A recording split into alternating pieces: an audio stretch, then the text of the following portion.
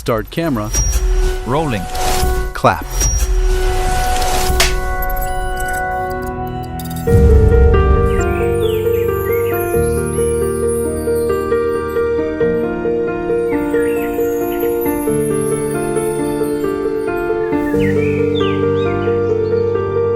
In a small village called Tumbaman Patanamtita, district of Kerala, where dreams are as vast as the sky, one person's unwavering spirit is about to change everything.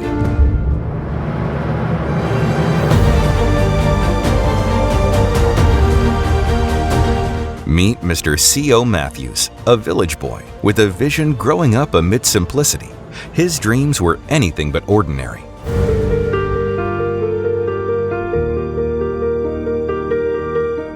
A routine that fuels his soul, gazing up the endless sky. Post-supper popping endless questions as where does it all begin? The stars, the dreams, the journey. Where is the starting line?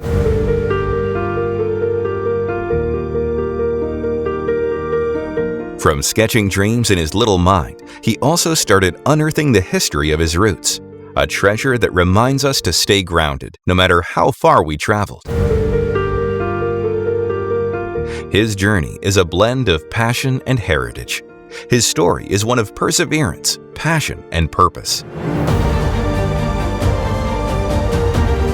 You are taken on a journey that spans decades, continents, and countless achievements.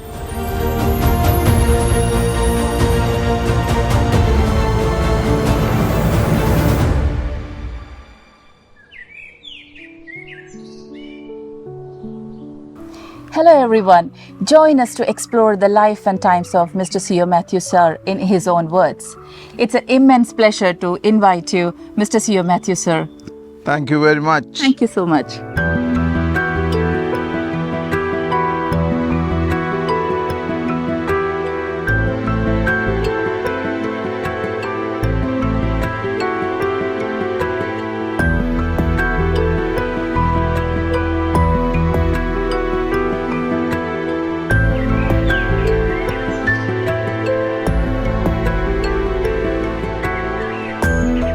So are we sitting on the same place where everything began? Correct. Yeah, the same place where you started your first step. You fell down multiple times, maybe n number of times, and you played with your siblings. So can you take us to the earliest memory that you have from this place? The earliest memory is right there where their house was. Okay. And right in front of it to the left, there was a huge big mango tree. Okay. And the moon usually just will come from that side and moves. And we all went outside to have a little evening talk. That's where we learned how to be together and so on and so forth with my father. Okay. And that's where all it began, and that's where we came up with ideas, what is up there in the skies, and so that's the earliest memory. I was probably about 4.5 years old or thereabouts, and then my mother will pick me up when she knows I'm tired, grab me, put in the bed, and sing a song or kind of really a tune or something. That's how I used to fall asleep. Okay, so were you a quiet, curious, or a naughty child? That's all correct. All correct in one sentence. Yes, very naughty. Okay, so any memories of any naughtiness that you have done, or you were caught, or you were not caught? She put me into today's timeout. She said, go ahead and sit down there on the end of the bed, on the bench. Bench, okay. Okay, until she say you can move, you can move. Mm-hmm. So I waited a few minutes. I didn't see her because this was late in the evening, and she was doing whatever she was. And then I got up and tried to find her. When she saw I was actually have changed my seat or moved out of there, and she made me to go back and stand up. At that time, I know I was not supposed to do all that thing that I'm not allowed to do. And then she said you had to go to bed, and I didn't want to do, but there is no choice. Choice. And later on, since it's bothered me so much, I said, who can help me? And that was one of my teachers in my elementary school. So early morning I got up and I was barely using paper. There was all that old slate. That's what. Slate. Oh, yeah. So that's all we used. Okay. So I had a piece of paper. I wrote all this stuff, and I couldn't write well. You So know, but how old you were? that when was time? probably about, let's say, between 5 and 6. Okay. Very young or thereabouts. Okay. You know. So was it a complaint letter or something? So I wrote a letter to my teacher asking her, what do I need to do when I do this naughtiness, and help me out. And I didn't give her the letter until the end of the day, and I folded it and gave it to her. She took it home and she read it the next morning. She made sure that she told me what she felt. She said, you have written that letter very well, but you needed to do 1 or 2 things, and she told me to avoid this kind of stuff. There, what I concluded later on or somewhere after there, I realized that by writing, a little kid, by writing your frustrations and letting somebody else help you with it is the way to get out of trouble. Absolutely. So I think that's where you started writing your daily logs. Yeah, exactly. Yeah, you know, so that was the first thing. Okay. Okay. All right. So would you like to share something about your family, your parents, your siblings? It was me, my mother, and then at that time I have 2 brothers and the sister just older to me. That was 4 of us. Okay. And we were all 3.5 years almost to the day difference in our ages. So for all practical purposes, when my father had 3 boys and a girl, he was as happy as a lark. And after that, then we moved from here. My father thought there was a little house here, small house, but it was pretty good, 3-bedroom, dining hall, and all that kind of stuff. Is that the other guy who was taking the picture? His grandfather was my father's older brother, Okay. and they decided they wanted to live here Okay. because this is so fertile. You can put 1 stick of tapioca in 4 months, you won't be able to pull it out. Oh. It was very much. It's said 8 to 10 times more. So they said they wanted here. So your entire family used to go Yeah. one day and you to. Yeah. So my father said, you want it, you take it. And then that's how we moved from here. Maybe 3 minutes walk to the other piece of property. You had to remember, my grandfather was very wealthy, and then he got a lot of land and this, and then we got the servants and everything else. So that's how we left here and went to the other place. Okay. I like that other place once I moved in there because there was a lot of youngsters there, so I can play. All right. So Matthew, sir, you just mentioned that you moved from here to some other place. Would you say where did you shift? This place is called Chakkittadath Mugulumpurath. The other place was just about 2 blocks away from here, and that is called Thapil. So it is just nearby. Yeah, just nearby, walking Okay. distance. Yeah. All right.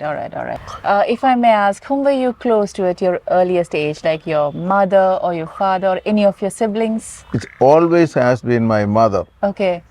because she was an inspiration. All my inspiration came from her. Okay, like what kind of inspiration? Like, being together or doing something, I used to get sick all the time. Those days when I get sick, the only way I will get out of the sickness is that she just holding me, That's the And- best medicine, I would say. Exactly. And not only just that, since I was sick almost all my childhood, she just would hold me up, and I didn't have no younger sibling. And the milk coming was my medicine. Yes, yes, absolutely. I would definitely understand that. It's the best medicine. There's a medicine, Yeah. and that continue on. I don't know how to say it. Just say it. You know what I'm saying? Is that I was okay. 7.5 years old, and my poor mother, and the biggest thing was that she was such a gorgeous woman, curly hair, looking good, walking right, and words are very measured. All of them made me to think I can depend on her.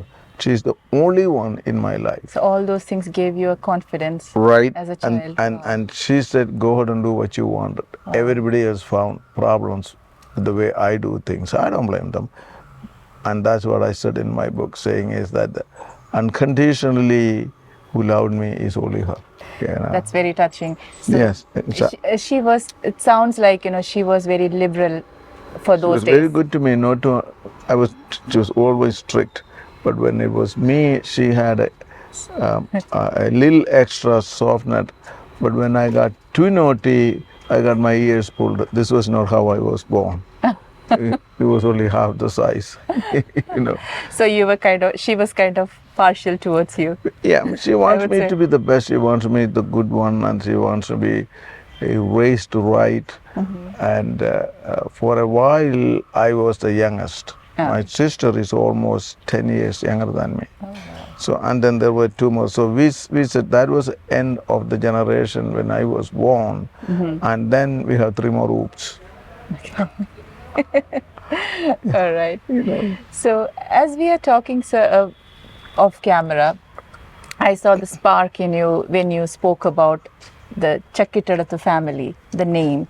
So would you like to share the science behind it? Essentially, the book is all of that until around the last fourth chapter. Okay.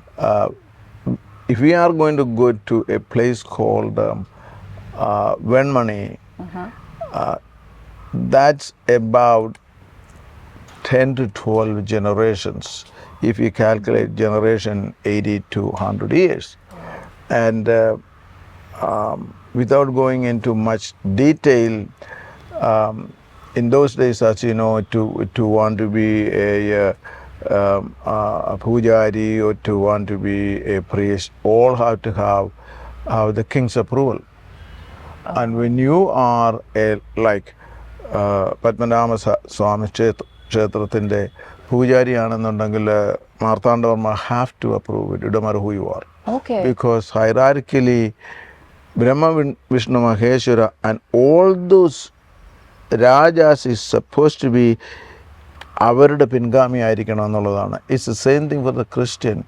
Father, Son, and Holy Ghost, and then the disciples have given that power to the human being, and then it is hierarchical arrangement. So we had that, and then 10 generations ago, or maybe a little bit longer, my grandfathers have done something that they tried to conduct a puja, or which is a holy mass or a kurbana, and they are not allowed to do it. Which was against the law. Against the law. If you did that, either what the king and his council determined, you could be publicly beheaded, or you could be, the next one is that you will be put in a cage and in the sun, so that you will die over a period of punished. Yeah, exactly. And then that was Raja Kuttam. And they know they were going to get it. So that night, they picked up, of course, their wife and their children, and then as many cows and goats and gold and everything else. They carried that and got out of Venmani, crossed the country's center, which was Chengannur. Then they come further another 3-4 miles is when the Achankovil River, which is just right behind here. Yeah, and then that runs on the left side of the palace, the current Pandalam Palace. Okay, and then they came in there and they begged the king very early, before the sun came out, and they said, no, you can't see the king like that. So all this was happening at the one night. Yeah, one night. Yeah. They were leaving. Otherwise, they know if it gets to the king, that's your end.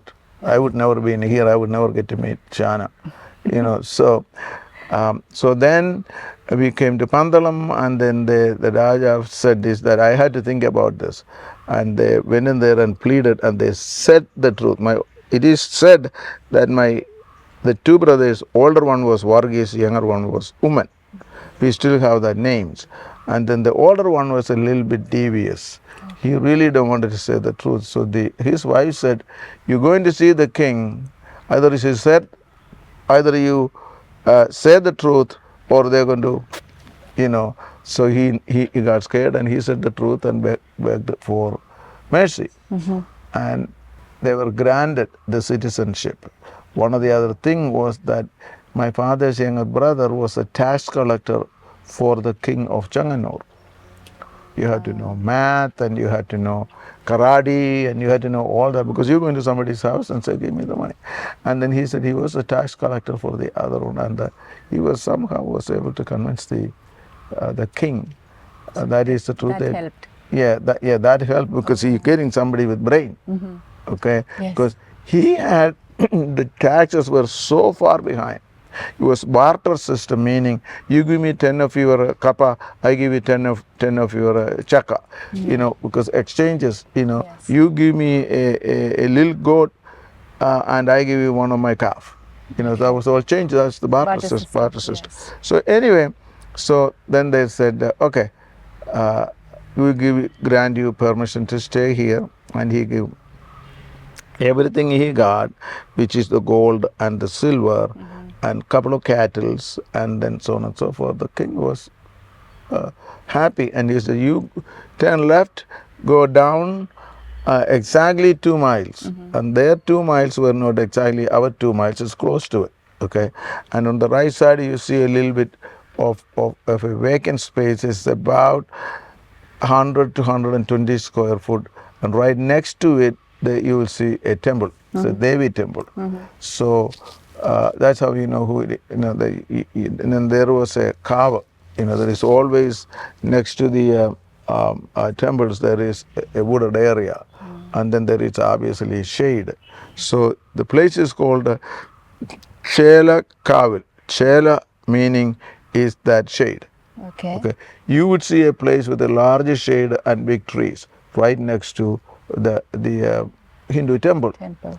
And Christianity was not in this part yet. It had barely gotten all the way to maybe about after past Kottayam, so on and so forth, was Saint Thomas.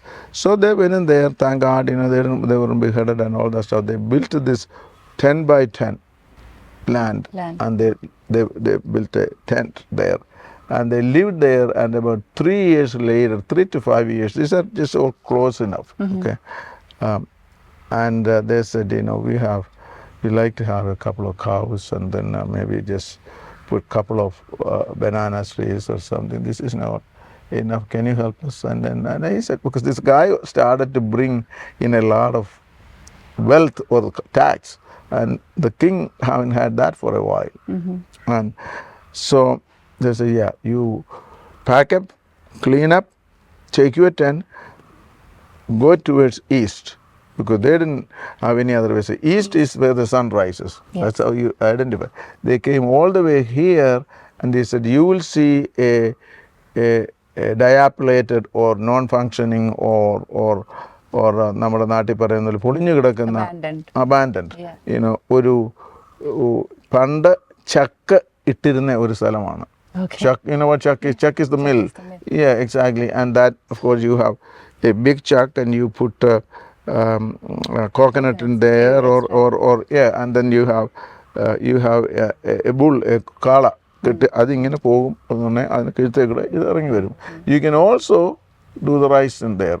So these people who had abandoned it and left, and he said, you go ahead and stay there, and don't do too much damage to the place. It was an old hut. Okay, so they went in and took over. They had no intention to make that thing work. But then the place was identified as a chakka ittidathu, where the chuck was. So that's how identified. Even today, that's how it is. Thopil is a plantation. That's a word meaning. It's like an estate. Plantation is estate. So they went in there and then they lived there without doing anything, and then they went in there. They're getting closer to. They were just like me. They can talk anybody into doing anything.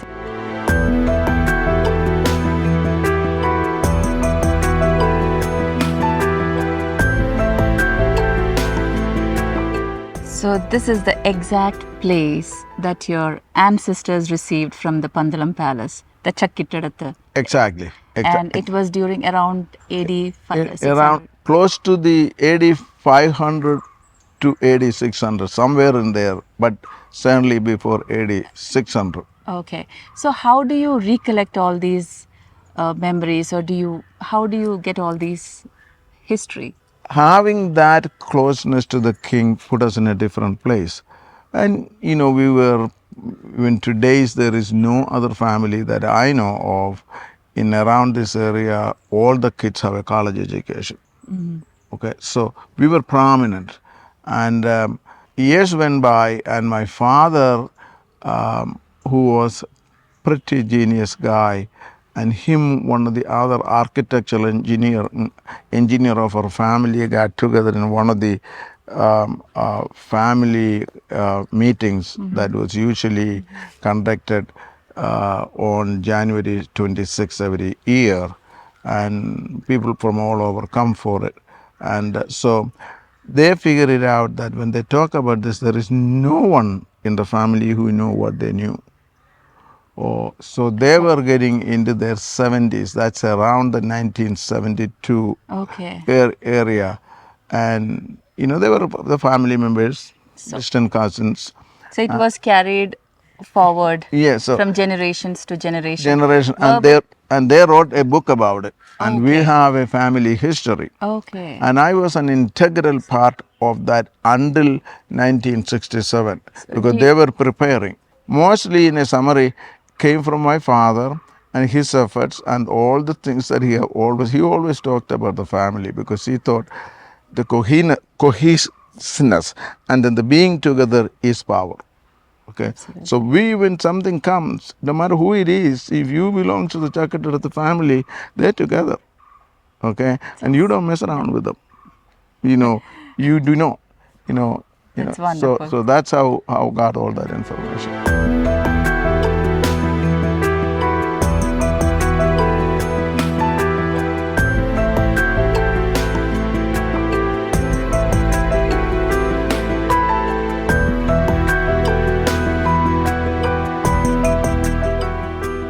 We are honored and humbled to meet Triketanal Rajaraja Varma of Pandalam Kottaram, a member of royal lineage, a steep in tradition and heritage.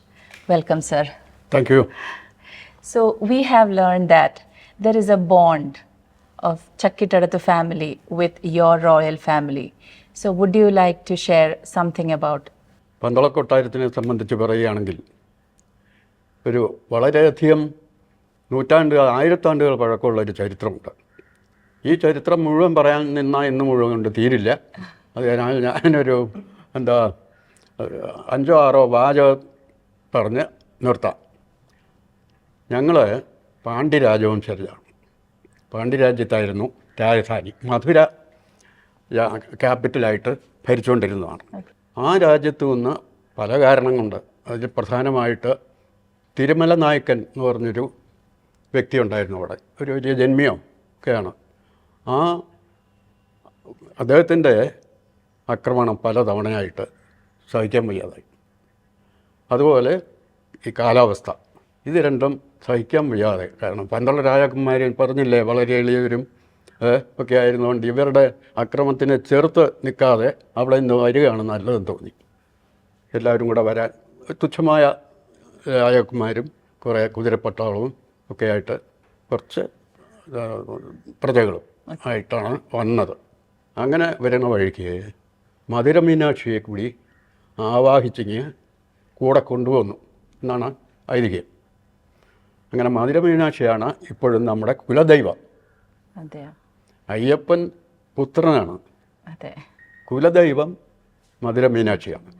അങ്ങനെ മധുര മീനാക്ഷിയൊക്കെ ഇവിടെ കൊണ്ടുവന്ന് പല വഴിക്ക് വന്നു, പല സ്ഥലങ്ങളിൽ camp ചെയ്ത് ചെങ്കോട്ട, ചെങ്കോല, അരിങ്കാവ്, കുളത്തുപുഴ, പുനല്ലൂർ, അങ്ങനെയുള്ള വഴികൾ മുഴുവൻ വന്ന് മണ്ണടി ക്യാമ്പ് ചെയ്തു കുറച്ച് ദിവസം.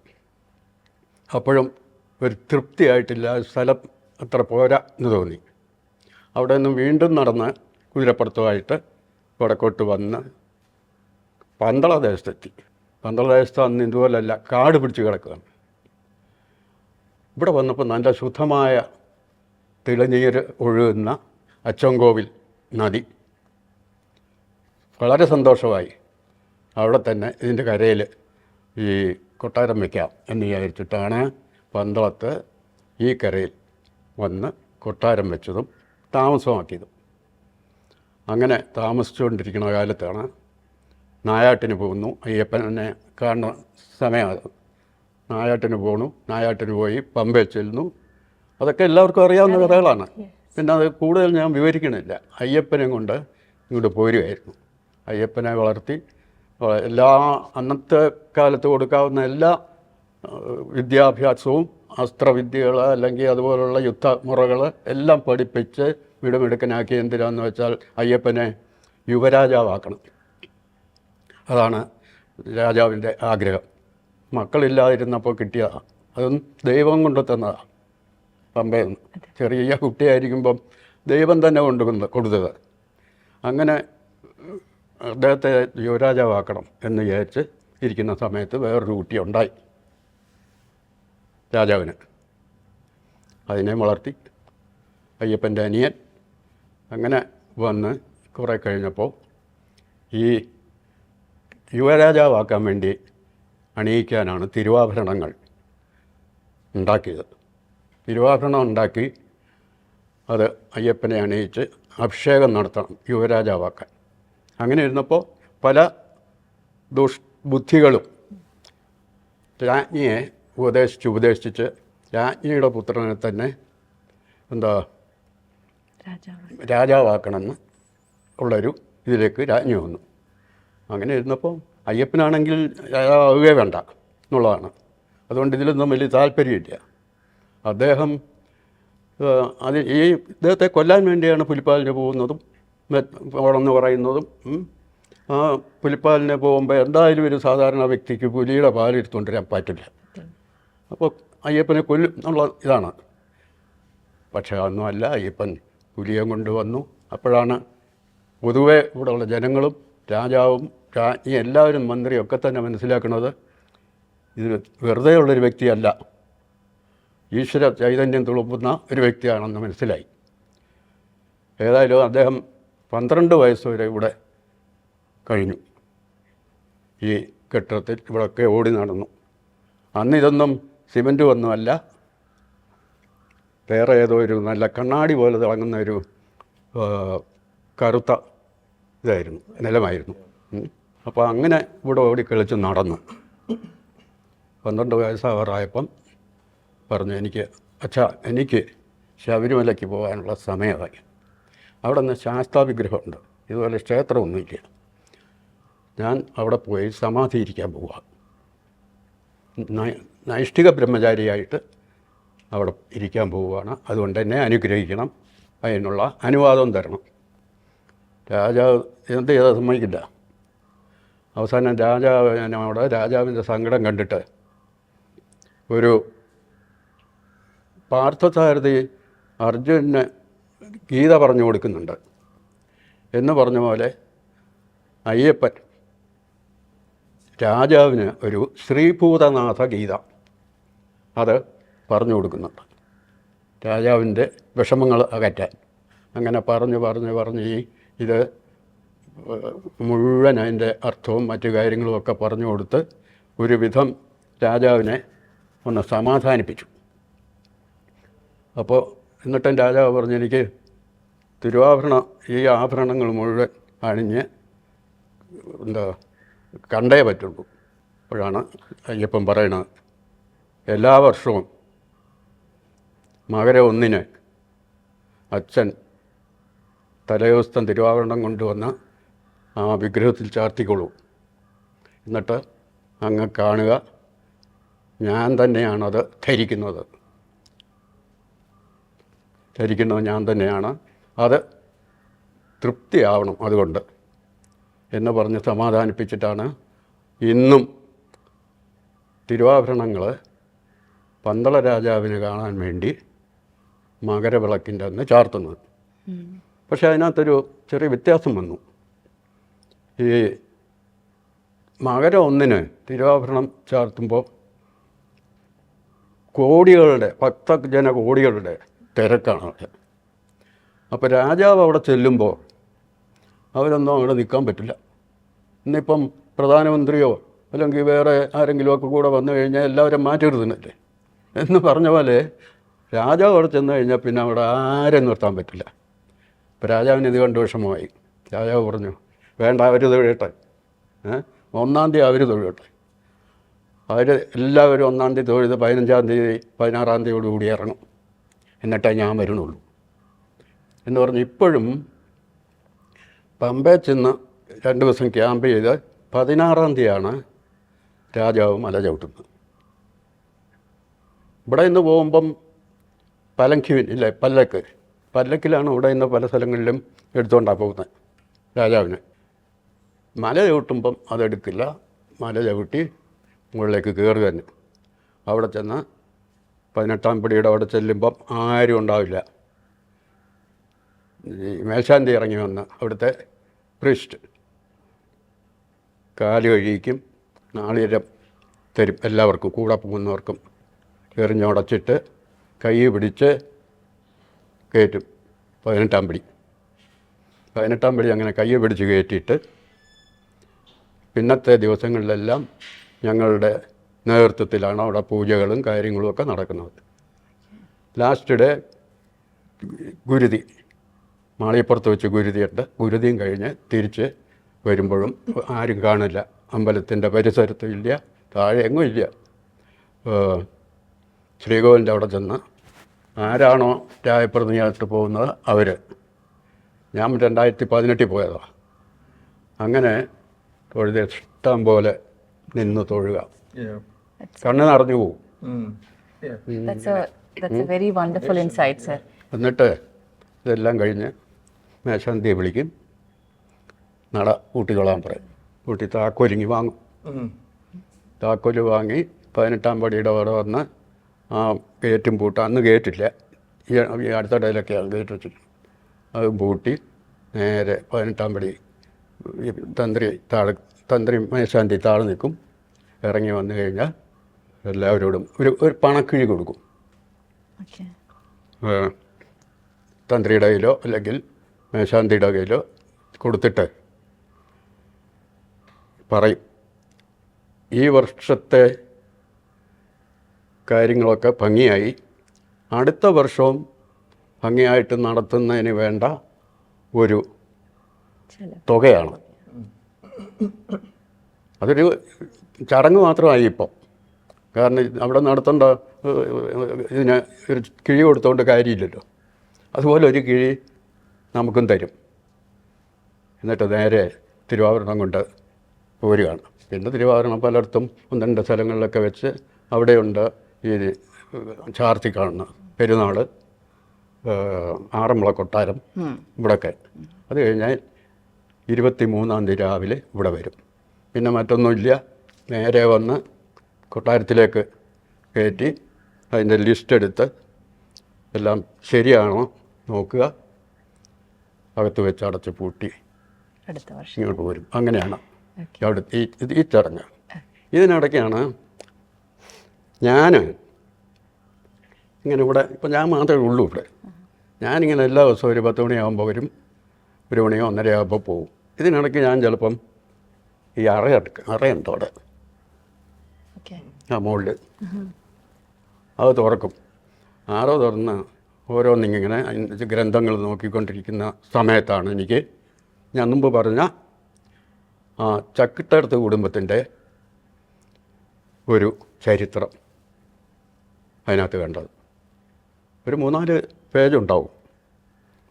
എല്ലാം ഓലയിൽ നാരായം കൊണ്ട് എഴുതിയിരിക്കണതാണ്. അതൊക്കെ ഞാനിങ്ങനെ വായിച്ചാൽ എനിക്ക് ഇത് കിട്ടാവുന്നതിൽ ഏറ്റവും നല്ലൊരു ഇതാണ് കിട്ടിയിരിക്കുന്നത്. അതും തുമ്പോൺ പള്ളിക്ക് വേണ്ടി കരമൊഴിവായി കൊടുത്ത, പള്ളിക്കും ചക്കിട്ടടുത്ത കുടുംബാംഗങ്ങൾക്കും എല്ലാവർക്കും വേണ്ടി കരമൊഴിവായിട്ട് കൊടുത്ത ഏക്കർ കണക്കിന് സ്ഥലവും എല്ലാം അതിനെപ്പറ്റിയൊക്കെ ഉണ്ട്. അവിടുത്തെ പള്ളിയുടെ കുരിശടിയിൽ അതിൻ്റെ അടിയിലുണ്ടാവും. ഇനിയിപ്പം മാഞ്ഞു പോയോന്ന് എനിക്കറിയില്ല. കൊത്തിയിട്ടിരുന്നു. അത് എല്ലാം ഒന്നുമില്ല, ചില പന്തളൻ്റെ സമ്മാനിച്ച ഇതൊന്നും പറഞ്ഞിട്ടൊക്കെ അത്രയേ ഉള്ളൂ. അപ്പോൾ ഇതാണ് നമ്മുടെ തുമ്പമണ്ണും ചക്കിട്ടടുത്ത് കുടുംബവും ഒക്കെ ആയിട്ടുള്ള ഒരു വലിയ ബന്ധം എന്ന് പറയുന്നത്. ഈ ബന്ധം മറക്കാൻ കഴിയില്ല സത്യത്തിൽ. കാരണം ഈ ക്രിസ്ത്യൻ മിഷണറിമാർ വരുമ്പോൾ അവരെ യഥാർത്ഥത്തിൽ കൊണ്ടുവന്നത് എന്തിനാണെന്നറിയോ? രാജ്യം പുരോഗമിക്കണമെങ്കിൽ വെറുതെ ഇങ്ങനെ കാട് പിടിച്ച് കിടന്നിട്ട് കാര്യമില്ല. ബിസിനസ് ഉണ്ടാവണം, വിദ്യാഭ്യാസം ഉണ്ടാവണം, അതുപോലെ മറ്റ് സാമൂഹ്യമായ ഉന്നതി ഉണ്ടാവണം, സാംസ്കാരികമായിട്ട് ഉന്നതി ഉണ്ടാവണം. ഇതിനൊക്കെ നമ്മൾ മാത്രമായിട്ട് ഇവിടെ ഇരുന്നിട്ട് കാര്യമില്ല. കുടത്തിലെ വിളക്ക് വലിയിരിക്കുകയുള്ളൂ. അപ്പം ഈ വരുന്ന മിഷണറിമാരാണെങ്കിൽ അവർക്ക് വിദ്യാഭ്യാസമൊക്കെ ഉണ്ട്, പുറമേ നിന്ന് വരുന്നവരല്ലേ. അവരെ കൂടെ കൂടിയാൽ നമുക്കും ഉയർച്ചയിലേക്ക് വരാം. അതൊരു സ്വാർത്ഥതയാണെന്നും കൂടെ വേണമെങ്കിൽ വിചാരിക്കാം, നമുക്ക് പഠിക്കാൻ വേണ്ടി. പക്ഷേ അത് സ്വാർത്ഥതയായിട്ട് കണക്കാക്കാൻ പറ്റില്ല. അവരിവിടെ വന്നതിന് ശേഷമാണ് കേരളത്തിൽ തന്നെ വളരെയധികം മാറ്റം ഉണ്ടായത്. അതിൽ ഈ ക്രിസ്ത്യൻ മിഷണറിമാരോടും കുടുംബാംഗങ്ങളോടും ഇവിടുത്തെ ആൾക്കാരോടൊക്കെ എനിക്ക് നന്ദിയുണ്ട്. നമസ്കാരം. So that was a great insight about the bond between the Chakkitaduthu family and the Pandalam family. Thank you so much, sir, for that. Okay. It was absolutely beautiful. Sir, no, yeah. Thank you.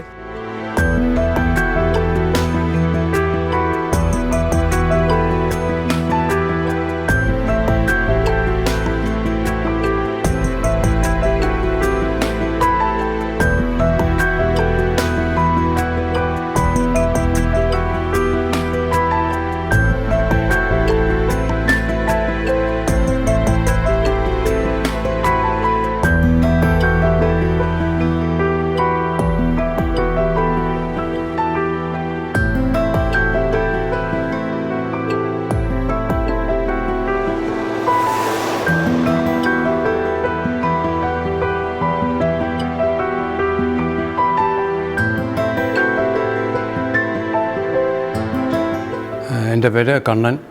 എൻ്റെ അച്ഛൻ artist V S വല്യത്താൻ്റെ മകനാണ്. ഞാൻ എൻ്റെ അച്ഛൻ്റെയും അമ്മയുടെയും അച്ഛന്മാർ, അതായത് എൻ്റെ രണ്ടപ്പൂപ്പന്മാരും പന്തളം രാജകൊട്ടാരത്തിലെ അംഗങ്ങളായിരുന്നു. ഒരാൾ സംസ്കൃത പണ്ഡിതനായിരുന്നു. അപ്പോൾ ആ ഒരു ബന്ധം എപ്പോഴും കൊട്ടാരവുമായിട്ട് വളരെ അടുത്തുണ്ട്. അപ്പോൾ കൊട്ടാരവുമായിട്ടുള്ള വളരെ അടുത്തുള്ള ബന്ധം വരുമ്പോഴാണ് ഇവിടെ ഇങ്ങനെ ചില സംസാരങ്ങളിലൊക്കെ ഇങ്ങനെ ഈ ചക്കിട്ടടുത്ത് കുടുംബം എന്നൊരു അതിനെക്കുറിച്ചുള്ള കൊട്ടാരവുമായിട്ടുള്ളൊരു ബന്ധം നമ്മൾ അറിയുന്നത്. ഞാനിപ്പോൾ മനോരമ വർക്ക് ചെയ്യുന്നപ്പോൾ പോലും ആയിരുന്നു, ഞാൻ മനോരമ റിപ്പോർട്ടറായിരുന്നു.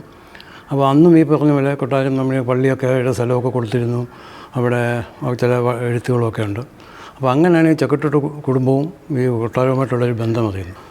അപ്പം അവിടുത്തെ ഒരു വലിയ വ്യക്തിയാണ് ഞാനിപ്പോഴാണ് കാണുന്നത്, സി ഒ മാത്യൂസ് സാർ. അപ്പോൾ സി ഒ മാത്യൂസ് സാറിനെ നമ്മുടെ അലക്സാണ്ടർ ജേക്കബ് സാറിനൊക്കെ കേട്ടിട്ടുണ്ട്. പക്ഷേ എന്നാലും സി ഒ മാത്യൂസ് സാറിനെ എൻ്റെ ഒരു പുസ്തകത്തിൻ്റെ പ്രകാശനമായിട്ട് ബന്ധപ്പെട്ടാണ് ഞങ്ങളുമായിട്ട് അന്ന് കഴിഞ്ഞ തുമ്പോണിൽ നടന്ന ഫംഗ്ഷനിൽ പോകുന്നത്. അപ്പോൾ അന്ന് അദ്ദേഹം ഇത് പ്രസംഗിക്കുന്ന ഒരു ബുക്കിൽ കവിഞ്ഞ ഒരു ഇതൊന്ന് നമുക്കറിയാൻ വയ്യായിരുന്നു. പക്ഷേ അദ്ദേഹത്തെ പരിചയപ്പെടുത്തിയപ്പോൾ ഒരു വളരെ വലിയൊരു വ്യക്തിയാണ് അദ്ദേഹം. കടന്നു വന്ന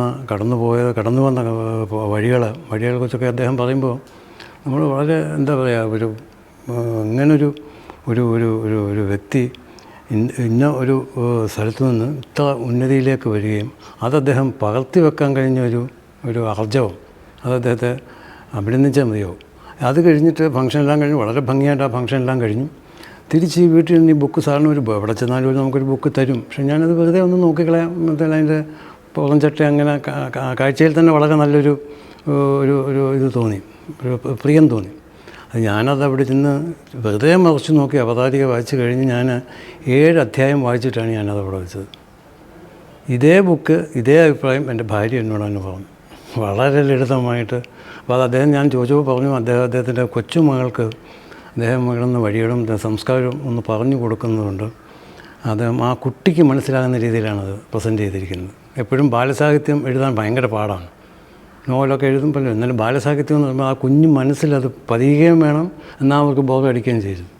അവർക്കിത് അറിയത്തില്ല, ഇത് വായിച്ചതിനകത്ത് നിന്ന് കിട്ടണം. നമ്മളിപ്പോൾ ഒരു എണ്ണം പഠിക്കാൻ നേരം ഒരു ഉപന്യാസം വായിക്കുന്നു, എന്ന് വെച്ചാൽ നമുക്കത് പരീക്ഷ ചെയ്യിക്കണം, അല്ലെങ്കിൽ ഒന്ന് പ്രസംഗിക്കണം. അപ്പോൾ നമ്മളതിനെക്കുറിച്ച് പഠിക്കുകയാണ്. പക്ഷേ കുഞ്ഞുങ്ങളുടെ മനസ്സതല്ല, അവർക്കത് മനസ്സിലാകുകയും വേണം, അവർക്ക് ചിന്തിക്കും. എന്നാൽ ആ തരത്തിലാണ് അദ്ദേഹത്തിൻ്റെ അത്. പിന്നെ അദ്ദേഹത്തിൻ്റെ മേഖലകളെക്കുറിച്ചൊക്കെ അന്ന് പറഞ്ഞു. ഞാൻ പറഞ്ഞു, ഞാൻ ആദ്യമായിട്ട് അദ്ദേഹത്തെ കാണുന്നത്. പക്ഷേ ഞാൻ ഇത്രയും വലിയൊരു ആളെ ഇത്ര വൈകിപ്പോയി കണ്ടുമുട്ടാൻ എന്നുള്ളൊരു ഖേദമുണ്ട്. എന്നാലും ഇപ്പോൾ കണ്ടുമുട്ടിയ ഏതാനും മണിക്കൂറുകളേ ഉള്ളെങ്കിലും അദ്ദേഹത്തിൻ്റെ പ്രവർത്തനങ്ങളെ അധികം ശ്ലാഘിക്കുന്നു. നന്ദി, നമസ്കാരം.